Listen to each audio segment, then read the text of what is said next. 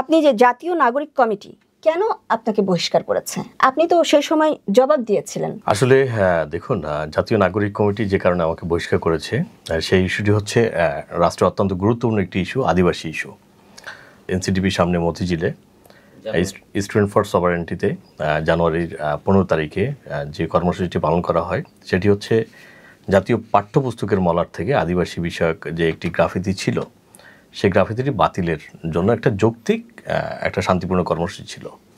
তো সেখানে আমরা যেটা দেখেছি যে পরিকল্পিতভাবে জাতীয় নাগরিক কমিটির যুগ্ম আহ্বায়ক অলিক মির নেতৃত্বে এবং বৈষম্য বিরোধী ছাত্র আন্দোলনের কেন্দ্রীয় কার্যনির্বাহী কমিটির সদস্য শ্রেষ্ঠা ছিলেন সেখানে, এই দুজন, তাদের নেতৃত্বে মূলত আরেকটি পাল্টা কর্মসূচি তারা ঘোষণা করে।